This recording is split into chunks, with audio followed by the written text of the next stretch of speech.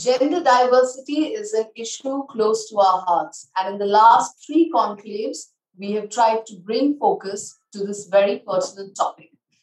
We have our next panel on scaling up diversity in startups, and our distinguished panelists are Kamal Singh, Managing Partner, Fireside Ventures; Mukund Krishnaswamy, Partner, Lighthouse Funds; Suchi Mukherjee, CEO and Founder, LimeRoad; Varun Alag, Co-Founder and CEO, Mama Earth and the Derma Company; and our moderator, Nupur Garg, Founder, WinPE, who has been championing the cause of gender diversity. Over to you, Nupur.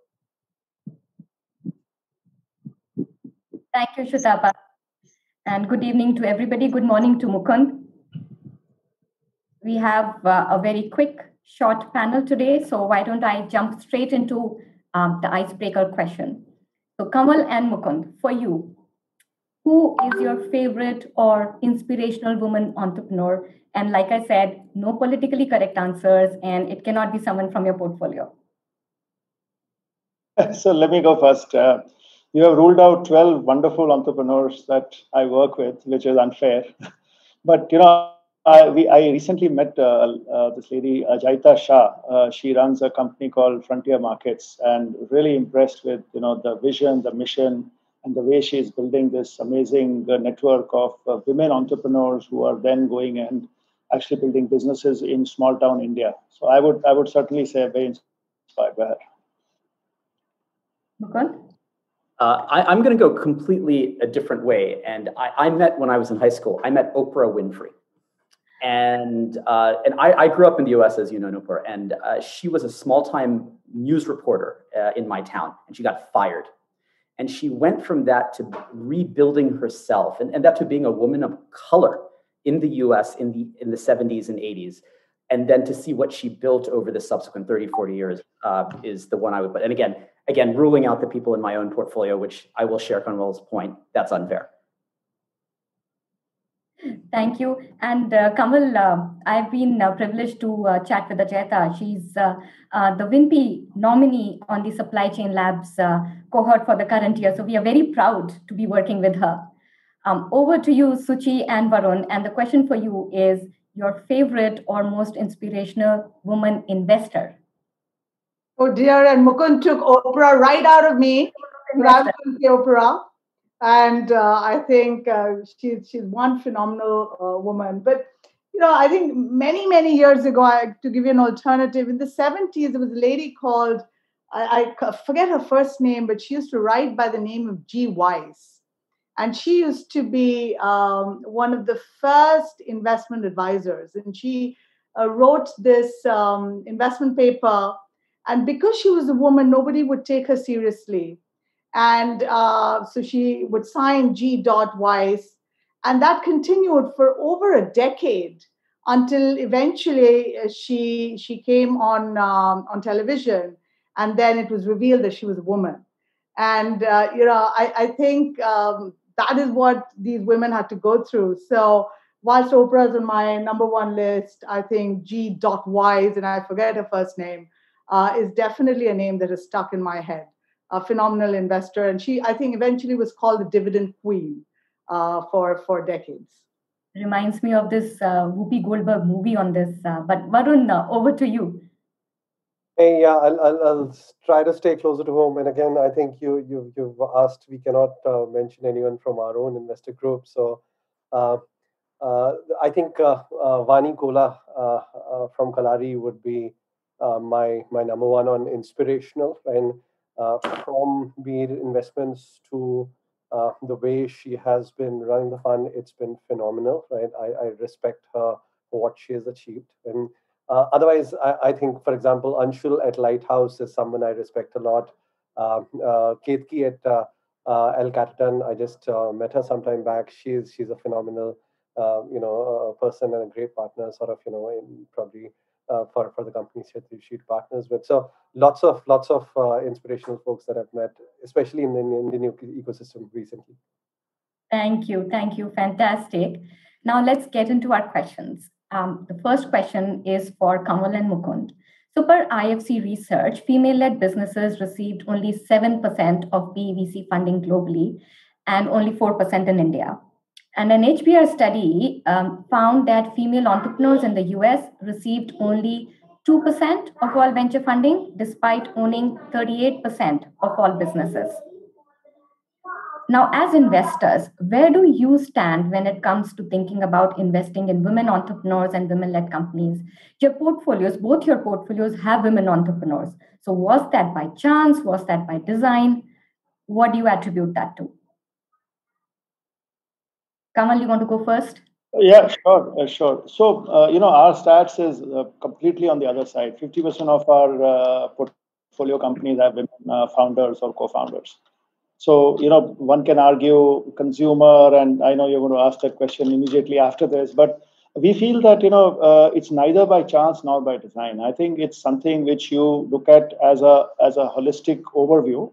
And I honestly feel that, all else being equal, I still feel that in consumer businesses, there is a certain element of intuition, of an emotional quotient. Women are 90% of the products that we buy, they are decision makers. So it's a very natural option for us to, be comfortable with women entrepreneurs. You have one on your panel who refused to take our money also. So there are some interesting experiences we have had. Hey, there's one on the panel that refused to take our money too, but that's a different. If I could chime in, listen, I agree with you. We don't have as many women entrepreneurs in our portfolio, but we do have a couple of terrific ones. Falguni Nair at Nykaa.com, Ritu Mittal at Suraksha Diagnostic.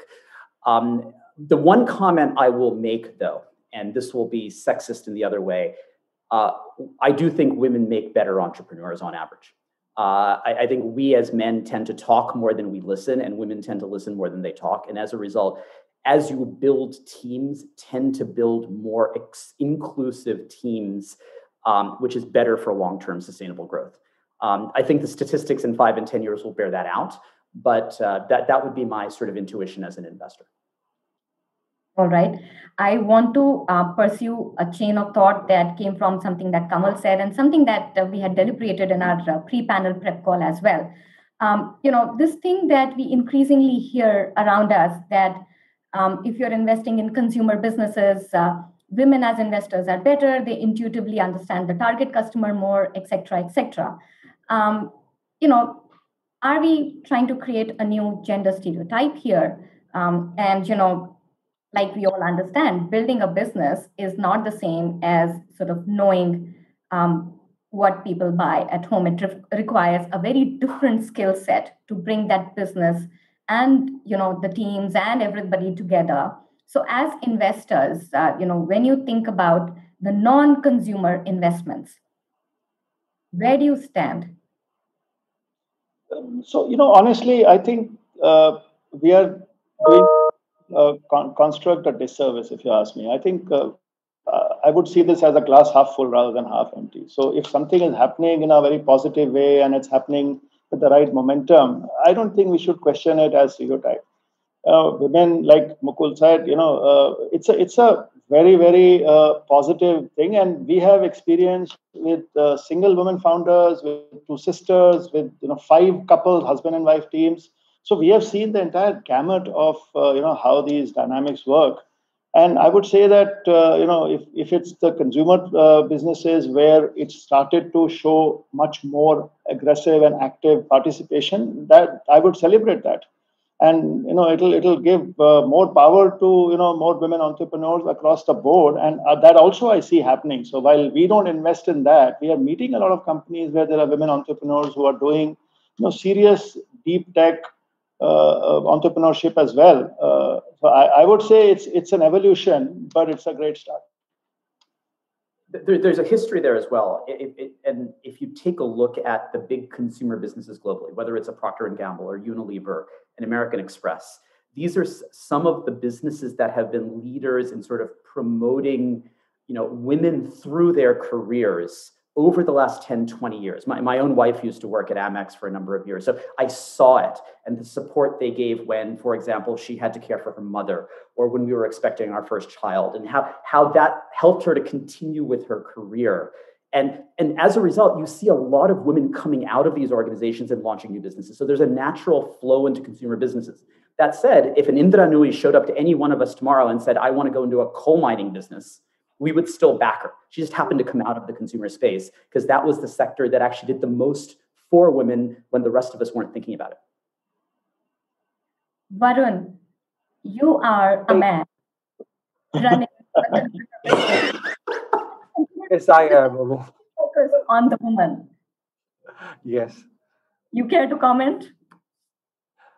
No, so actually, it's unfair, right? I think Ghazal should be here, right? Because one, I think we are both doing it together, and because we have the right perspective, and it's her perspective, it's my perspective, and all of them come together to create, whatever magic we create for consumers and we want to create for consumers. And I that said, I wouldn't.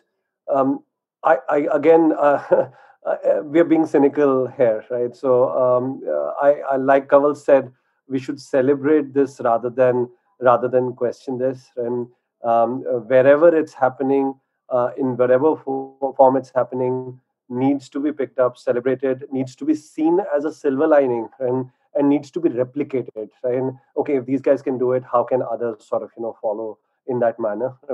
And by the way, for example, in Unilever, there have been brand managers on Axe who are women, and there have been brand managers on Kotex who were men for multiple times, right? So it's when it comes to the job, right? And I think it's just about whoever is committed wants to understand the consumer, right? And the consumer companies have actually clearly broken those barriers, right? By intermixing and ensuring that they put different people on the job, irrespective, right, of the gender. So it's not like females would be hired to only lead female-oriented categories. That's not the case, right? That would again be doing disservice to the whole construct, right? So I think from that perspective, I would celebrate it as well.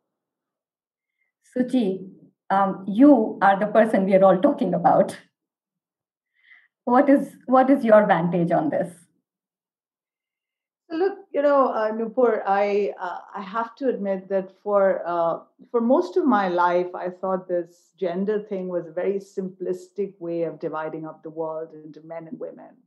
And I thought that just like there are n number of consumer segments, there are n number of entrepreneur segments, and there are n number of business leader segments. And the 101 in leadership is you find your own style, and that style is no two people have their own style, and that style changes depending on who you interact with. So this whole notion of this men versus women thing for the longest time actually did not really make a lot of sense to me. And but I think one of the things that has dawned on me is that maybe, and as I scale my business, I realize that maybe there's one space where women aren't doing as much as maybe my male entrepreneur friends are able to do, and that is fundamentally surrounding themselves with as many resources as possible to really amplify the success of the business. So fundamentally, what I'm thinking is women in general tend to have poorer networks. And this is the first and only generalization I have been able to get to. And over so many years of working and building and all of that. And I think that's real. And the most acute moment of that was, YPO as a construct is actually a phenomenal construct. If you think about it, you've got a personal board of directors and you can brainstorm. But if you look at the construct, that construct is so male dominated that there are hardly any women, and very difficult actually for a woman to actually get absorbed into a YPO construct. And and it struck me when actually last year I actually called up some of my male friends and said, I need a YPO construct for myself. And a dear friend of mine who actually said, you know what, let's put it together. And you identify. And so we run this concept called Circle 6. And and I've literally surrounded myself with a bunch of entrepreneurs, and we take a lot of that learning. But I'm saying that if it is so difficult for somebody like me, who is sort of really wants to be out there, wants to scale, actually has a lot of access.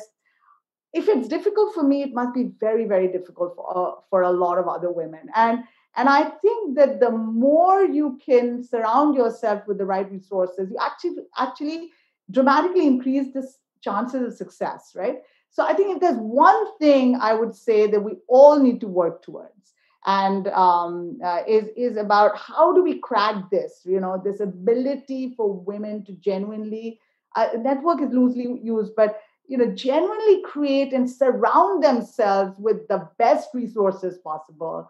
And it's not just investor and funds, but it's just people and talent and functional skills and real depth of knowledge. How do you do that?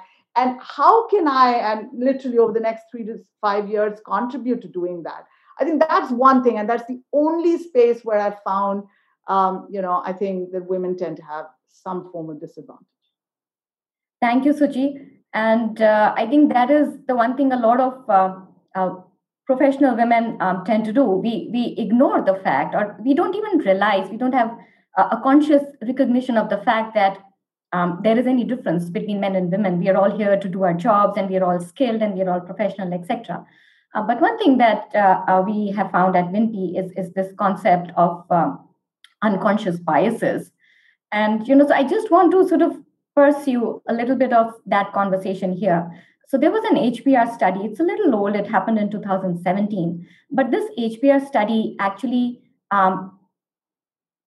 focused on the kind of questions that male entrepreneurs get asked and the kind of questions female entrepreneurs get asked. And they categorized those into two sections.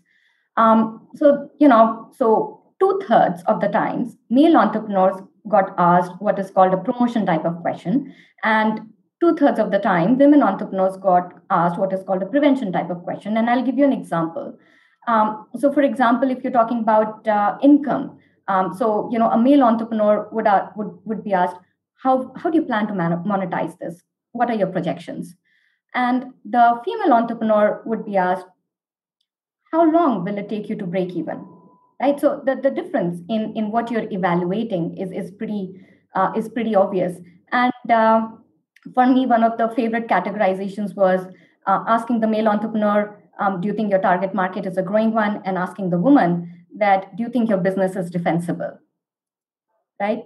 And this study then correlated the amount of funding raised, and it said that entrepreneurs who fielded prevention questions, so female entrepreneurs, they raised an average of 2.3 million for their startups, which is 7 times less than the 16.8 million raised on an average by the male entrepreneurs who were asked promotion questions, right? And they said that on an average, for every additional prevention question asked, the startup raised $3.8 million less.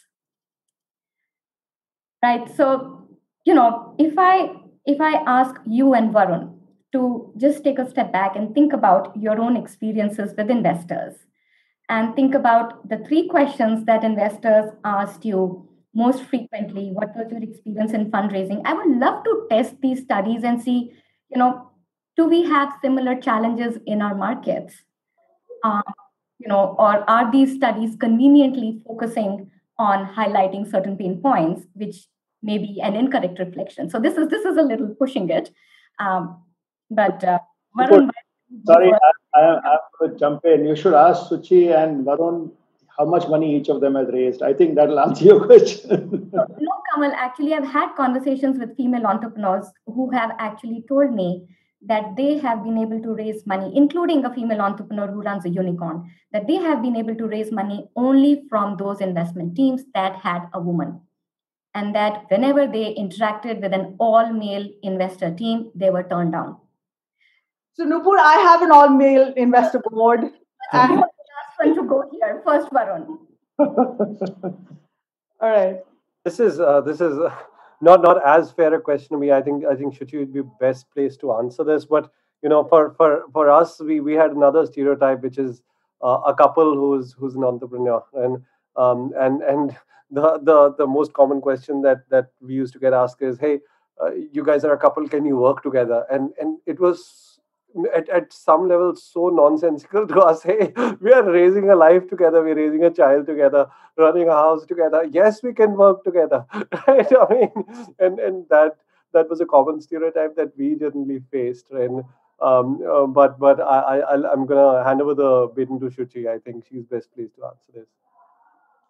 No, but I'm going to give it a twist. I'm going to say two things actually. I'm going to say I have an all male board, and I don't think any of my actually there were no female partners at any of my investment companies, I think. But having said that, I think, Nupur, the problem is also probably with the women. And I look at myself, and I'm going to give you a very personal example of this. I think we women tend to be a little defensive.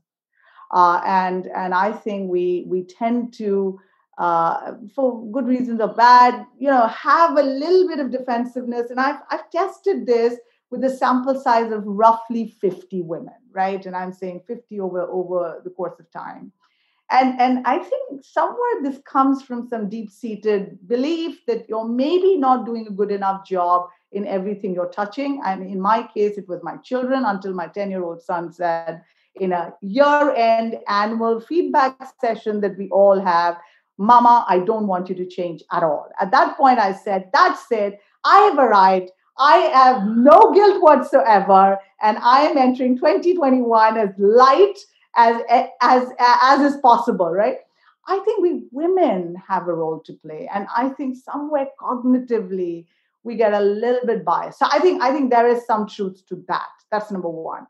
Number two, I think it is incumbent on us women to call it out when we see it. Because cognition biases are such that it happens, and probably the other person on the other side does not even realize it, probably. And whether they realize it or not, I think there is a role to be played, and it takes a little bit of guts, right?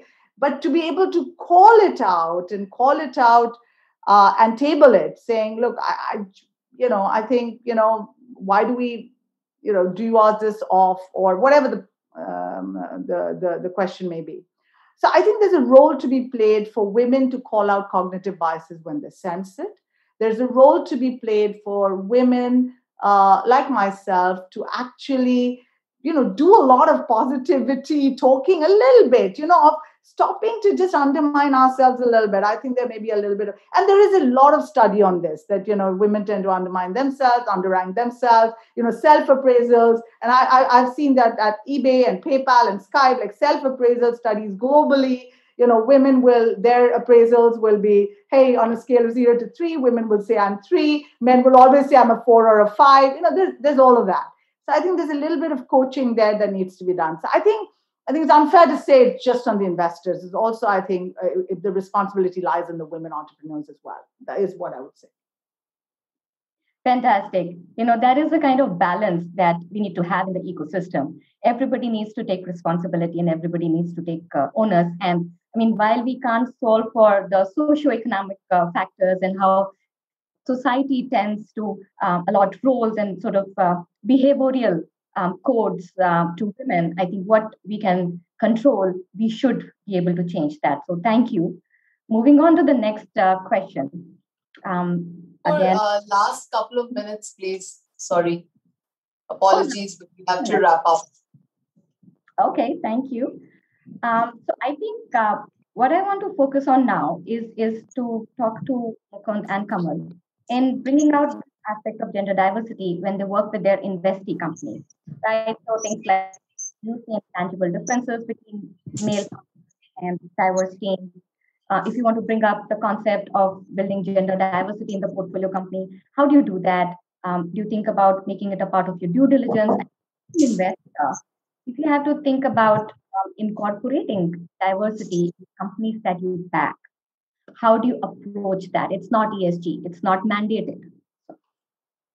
Mukund, do you want to go first? Yeah, I'll start. And Nupur, for those who don't know, Nupur and I started working together when she was leading the IFC's investment team, and she came in and started doing due diligence on us, right? And I think what I'm about to say, she would echo, which is long before we had IFC as an investor in our funds and they mandated ESG, we were always looking for entrepreneurs and promoters who basically ran their businesses, cared for their people, their ecosystem, their communities, in a way that was consistent with ESG standards, right? Because there is generally a correlation between people who took care of that stuff and people who created value for shareholders. And that's what we had found. Similarly, whether it is a male entrepreneur or a female entrepreneur, I think people that are looking for the best talent, that are looking to embrace diversity, bringing in different ideas, capabilities in, and promoting diversity, and not just women. I mean, if you look at businesses like our quick service restaurant, we've hired more transgender people than almost any business in the country, right? All across, people who are open-minded are also building the best teams and building the best systems and the best ultimate shareholder value. So I think there's a consistency there. And I will say, one more thing. Varun, you mentioned Anshul, who's one of our, rising stars, and Rochelle. Like, the two of them are of the non-founders. The two most senior people at Lighthouse are women, and really shape how we think about and how these issues are front and center. And so I think that's the way we think about it, and I think that's very positive for our portfolio. But I think it's very good for the businesses that we're backing broadly. Apologies, we will have to wrap this up. Share that anecdote. Sorry, Shutapa? We'll have to wrap it up. Mrs. Sinha is waiting on something. All right. Maybe we can have one of the entrepreneurs respond to how they think about gender diversity and culture as they build their businesses. Varun, do you want to give a shot? Yeah, sure. I mean, again, it might go back to the consumer business, but yes, our buyers also women. We are at an organization level almost 45%. Already we are aiming for that 50 number, hopefully next year itself, right? So, I mean, for us as founders, we were fairly, equally divided as in the founding team, right? And we have kept that sort of going inside the company as well. And the one thing that we do to aid that is at an entry level, whenever we call for sort of applications, we try and ensure that the pool is 50-50, and in terms of the lead generation itself, right? And that just leads to everything getting balanced, right? You don't need to talk about it, say it a lot, right? But just fixing that lead generation, right, fixes the entire sort of ecosystem for you. So I think that's what we do. Thank you, Varun. Now, before we get disconnected, can we have the last question? One actionable takeaway from each of you for our audience. I think, I would repeat what I said. I think celebrate the small wins. You can't change the world with one shot, but every step is in the right direction. So I think there has to be a method to this whole celebrating the success of women in both sides of the table.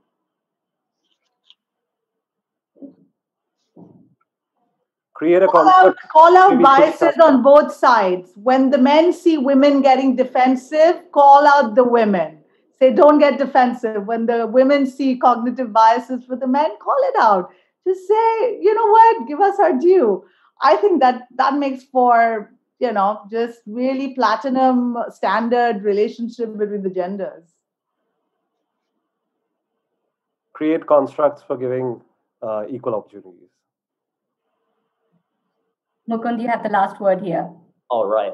I loved what Varun said about making sure that there's balance in the hiring, but it's also, I would add to that also, once women are in the organization in every small way, making sure that everything is there to support their progression in terms of ongoing feedback, communication, and again, making sure that if there are men in leadership, that we are aware of our own biases. Thank you. Thank you to my panelists for this wonderful conversation. I think we squeezed in a lot in a short period of time. Thank you very much. Shutapa, over to you. Thank you.